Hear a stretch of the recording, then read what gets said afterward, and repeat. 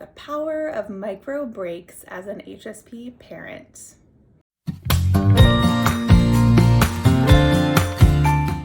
Hi there, I'm Amy Lajeunesse, the founder of highlysensitive.parenthood.com, an online resource center for highly sensitive parents and HSP kids. Today, I'm going to be sharing about the power of micro breaks as an HSP parent. So let's be real, parenting is relentless. I choose that word very intentionally because it doesn't end. When we become parents, we are parents always, right? And especially as parents of young kids or kids that live in the home even, we have a lot on our plates every day, right? Many of us highly sensitive parents don't really get the amount of downtime that we would ideally get on a day-to-day basis for us to feel calm and energized in our best selves. Instead, we find ourselves kind of rushing from task to task, just frantically trying to accomplish all that we need to get done in one day before we fall into bed exhausted. First of all, this is a real thing, and it's also not our fault. In my mind, this busyness is a part of our culture. It's a societal problem, much more so than it is an individual problem, but it impacts, I would say, almost all the parents that I know. Particularly moms have an immense amount of pressure put on us to just do it all. And even if we consciously reject some of these expectations, they sink in and we find ourselves scrambling to keep up, scrambling to live up to societal expectations, even if we don't fully buy into them. We were never meant to care for our children 24/7. Throughout history, we had, in general, much more support, community support. We lived in, smaller villages or communities where there were other adults or other people around to assist or to take care of our childcare needs or cooking meals. So it was much more of a sort of a symbiotic community where people are taking care of each other rather than one individual person, one parent, one mom, or two parents who were needing to take care of all of the different things, which is what we find ourselves in most societies today, these individualistic societies. So we're expected to do the household cooking, the chores, the taking care of health, making money, blah, blah, blah, blah, all these different things, right? And now we have these modern day tasks, paperwork, emails, taxes, volunteering, birthday parties, on, athletics, that really sort of pile on the pressure and just they take time and energy from us, right? So this is a common denominator for many of us parents, especially those of us living in Western countries, that we have these immense pressures that are put on us by society that can be really difficult to escape from.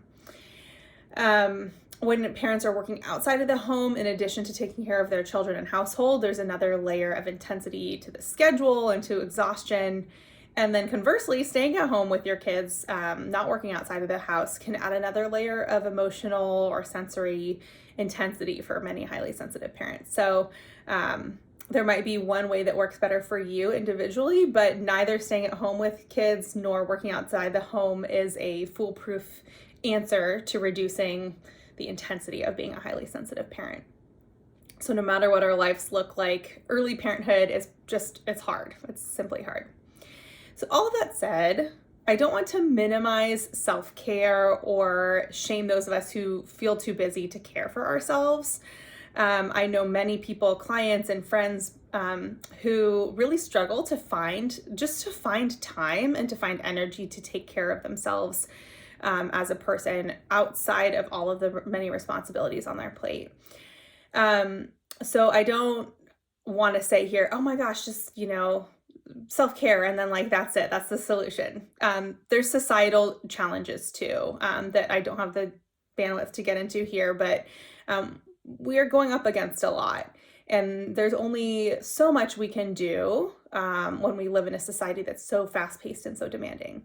That said, I've looked at some solutions for you, and one of my very, very favorites that I've used successfully is a micro break.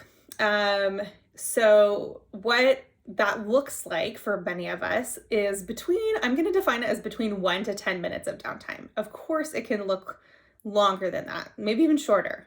But the idea is that many of us don't have, even if we benefit from it, we don't have like an hour to ourselves a day where we can just relax. Um, and sometimes we feel like, okay, if I don't have that, then I don't have any time at all, which can feel so disheartening and draining. I actually have a good friend who recently set a goal for herself to have 20 minutes total of alone time per day. I would love for her to get like 5 times that amount because she works really hard and she deserves to have some downtime. But if 20 minutes is all that feels doable right now, it's great to have that as a benchmark, as a goal, because it's attainable. Um, and it's you're able to protect that time, right? You can say, okay, 20 minutes, like that is reasonable. I can take that time for myself and really feel confident about setting boundaries around it, being intentional about it. So what do these micro breaks look like? Again, maybe for her, it's like 10 minutes here and 10 minutes there, or 5 minutes after she wakes up and 5 minutes at lunchtime and 10 minutes at the end of the day. So it could be broken into little chunks, but some ideas on how to use these micro breaks: laying down and just closing your eyes, doing a few stretches or yoga poses. One of my personal favorites is just doing a quick walk, like around the block or around the neighborhood, like 8 or 10 minutes. It doesn't take a lot of time, but you just get out of the house. Calling a friend.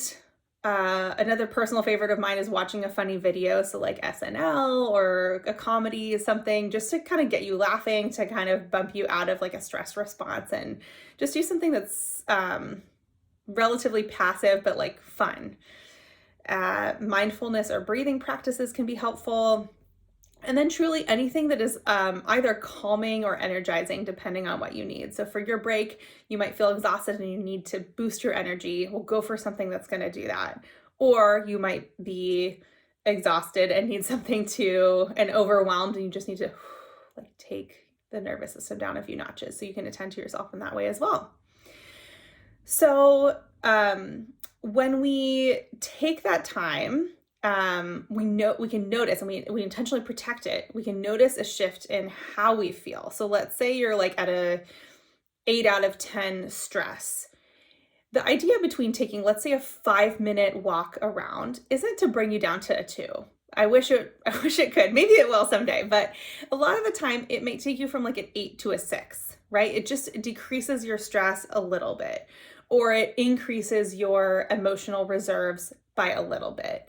And it just gives us, it's kind of like a little snack instead of like a huge meal. But it gives us just enough to kind of like move forward with our day. So it can be a really valuable tool to just gift yourself that 1 to 10 minutes to just be doing whatever it is you feel like doing.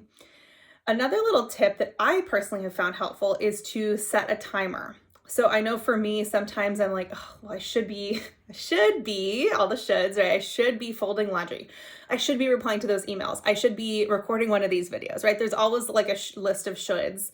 And yet I know at certain times I need to take that rest time, that downtime. And it's important to me to protect it. And so one thing that I like to do is to set an alarm. I can literally just, use my phone and say, like, set an alarm for 10 minutes. And during that 10 minutes, I can takes a little bit of practice, but at this point I can fully let go of the things on my to-do list. I can pretty quickly relax and rest or read for 10 minutes or do whatever I need to do for 10 minutes. And when that timer rings, okay, now I know there's some accountability. That time has ended and I can snooze it if I want to, but it just gives some parameters to that time, to that micro break where I can truly relax into it. So it may or may not work for you, but wanted to throw that out there. You may also use music as a way to do that. So listening to a favorite song or two, mood booster, but also kind of gives like a time limited, okay, for as long as like the next couple of songs are on, I'm just going to relax. I'm going to look out the window and just notice the color of the sky and the new leaves growing on the trees. So it kind of gives us like a space in which to relax. So the idea with this is that they're accessible. These micro breaks are accessible even when we have kids at home. We can take a 1 minute, let's take 10 deep breaths, right? That's usually accessible to us, even when we're caring for children. Taking a moment or two to stretch, that's usually accessible to us, even in the middle of a busy day. So I encourage you to take advantage of these like longer micro breaks, but also these like 30-second, 1 minute, where you really try your best to kind of shut everything else out, focus on, you can do a body scan if that feels good for you, just checking in with your body. How is that feeling? And just really give yourself some attention and some love during that time. So again, these are not going to immediately resolve our stress and overwhelm. They're not going to take us from an 8 to a 2, like I said, but they're going to just give us a little bit of nourishment to get through the day, to remind ourselves that we are worthy of taking care of ourselves, of feeling good. And that by doing so, it's not only good for us, but it's good for our families, it's good for our children, and just good in general. So I encourage you to, after this video is done, to take your first micro break, to try it out, see how it feels for you, and just notice what a difference it makes in your day. Even if it's a small difference, that's okay. It all matters. And if you're looking for more resources, more support, or guidance for yourself as a parent, as an HSP, or for parenting your HSP child, you can find lots more resources, my blog, my podcast, and my courses, as well as coaching packages on highlyensitiveparenthood.com at the resources page, and just check it out, explore the website and see what you might find there. My goal is to support you in your parenting and your parenthood journey, and I hope that this has been a helpful part of that for you. All right, take care and have a great day. Bye. For more resources, including our signature Highly Sensitive Parenthood online course, visit highlyensitiveparenthood.com.